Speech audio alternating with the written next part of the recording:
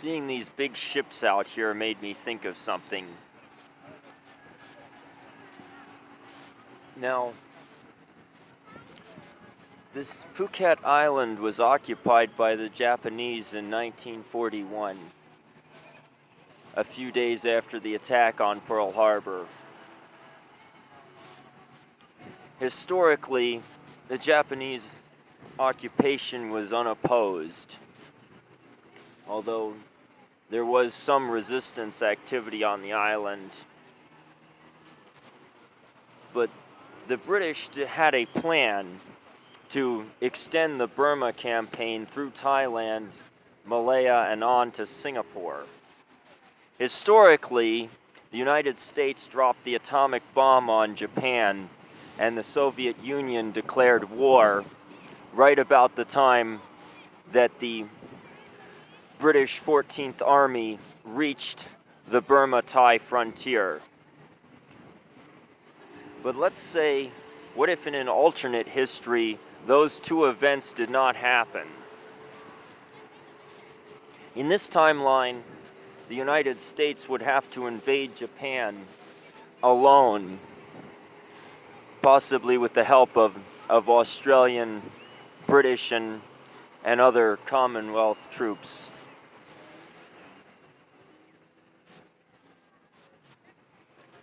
Meanwhile, the British 14th Army would undoubtedly have extended the campaign through Thailand, trying to knock out the Japanese base at Singapore. Now, so what would the situation have looked like in, say, December of 1945? An island, it seems unlikely that an island the size of Phuket and as close to the mainland could be bypassed. Throughout the Pacific, the Japanese fortified outer islands around to defend the Japanese homeland. So it seems extremely likely that as the British approached, the Japanese would have expanded their presence here on Phuket. There are many beaches, but this island offers defenders both problems and opportunities. In 1945, most of this island was jungle. Every bit of this development here came after the war. Patong was merely a sleepy fishing village, probably just a few hundred yards across.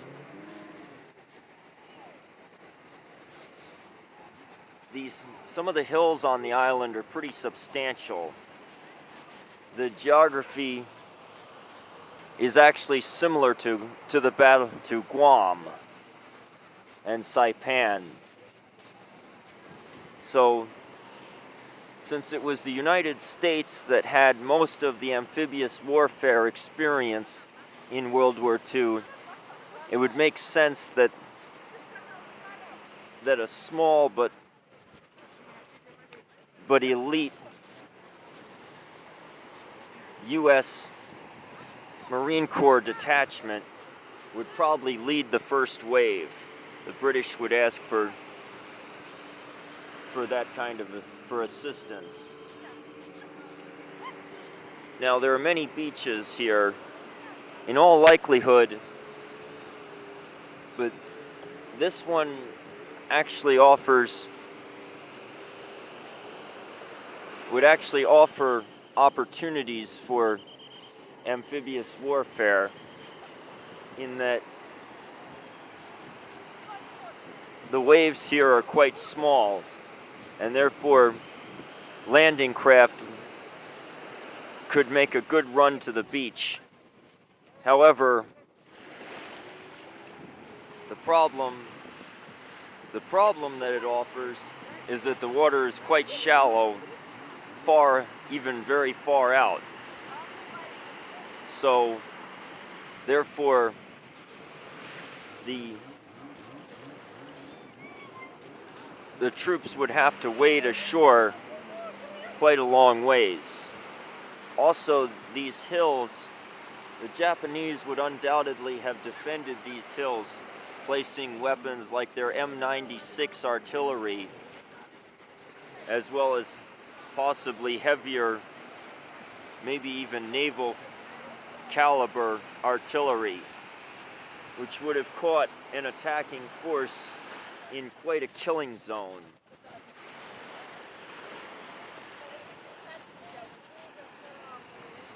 As for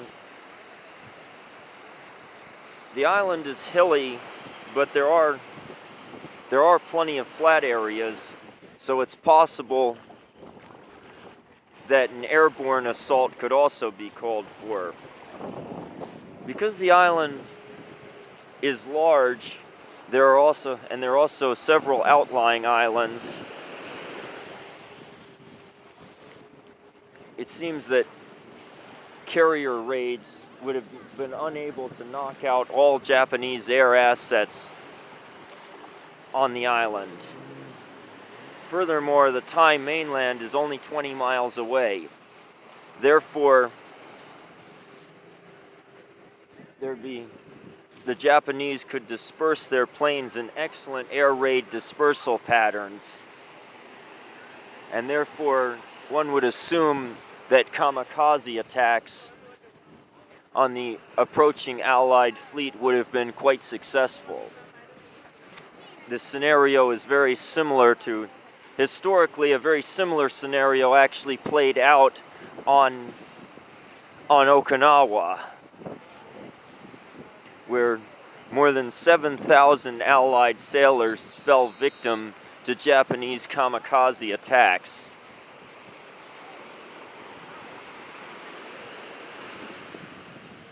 Still,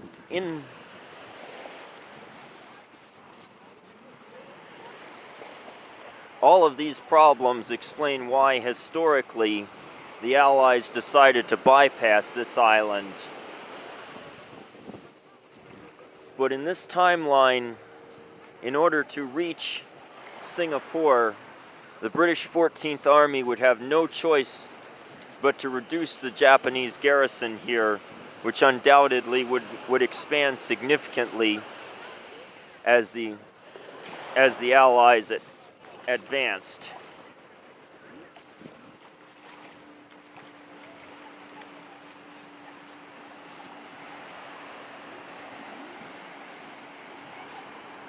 The Japanese also would have mined these waters all around the island.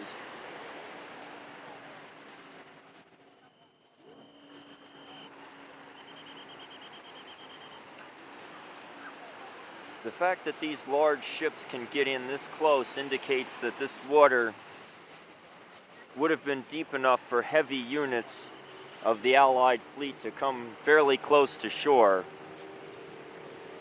The reef must not be very big here, if there even is one at all. So I would assume, so you can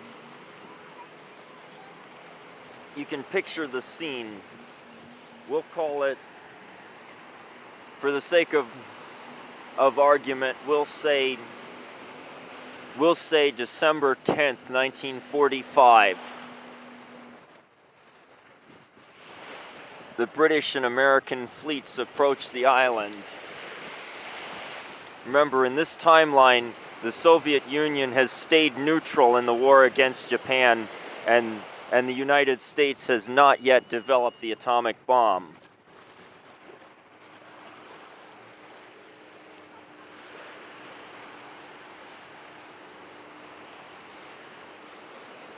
For weeks leading up to the invasion, American B-29s based in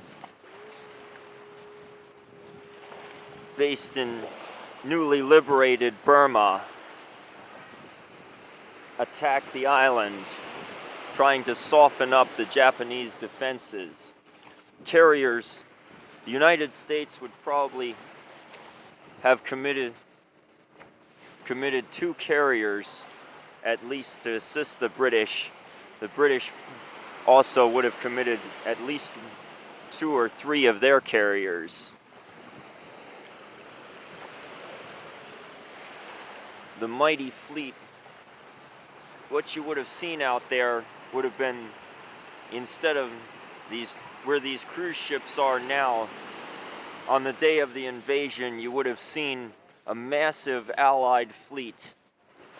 2 battleships. Those, instead of cruise ships, those would have been battleships. The key for the Allies would have been to knock out the Japanese defensive positions dug into the jungle hills on the flanks.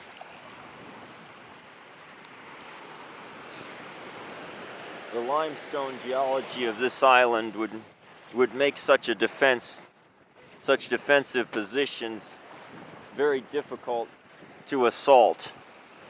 They would have stood up well to Allied bombs and 16-inch shells.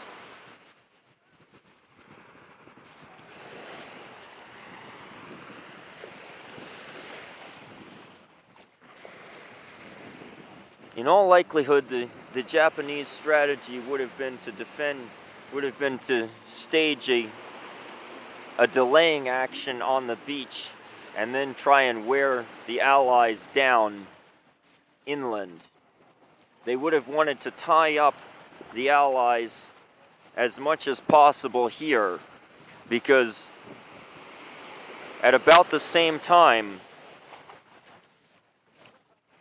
Operation Downfall would have gone into effect, and opposed United States Marines would be storming the beaches of Kyushu and the southernmost of Japan's home islands. So a Japanese force here's primary objective would probably be to bleed the Americans, tie them down, destroy as many of their ships and planes as possible, to anything to prevent the Allies from bringing their full weight against the home islands.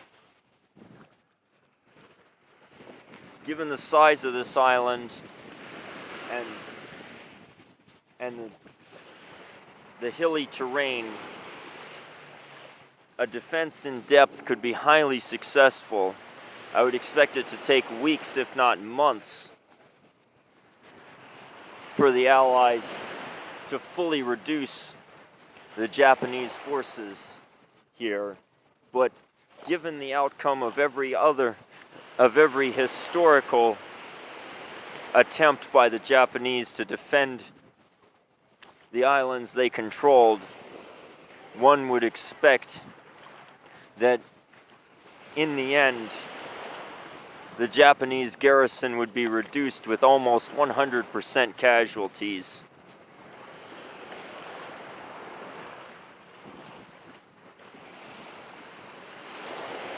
But I would also expect that the battle to be very costly for the Allies.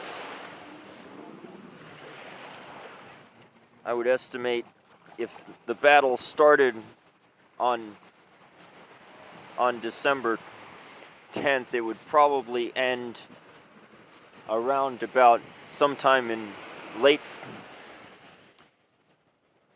January, mid-February, maybe even early March, depending on how much force the Allies decided to divert from the invasion of Japan itself. I would expect this operation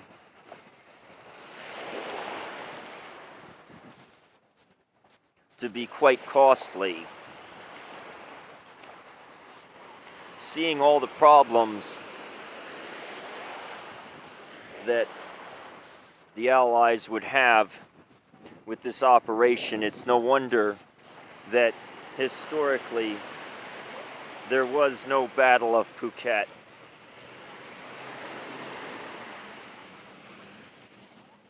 Instead, the Japanese forces here, as everywhere else in Thailand, surrendered to the Thai resistance. after the emperor announced Japan's capitulation.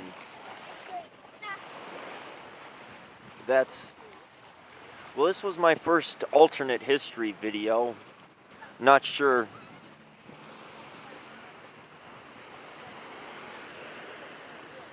if it's any good or not. What? Yeah. Well, there it is, the alternate history of the Battle of Phuket.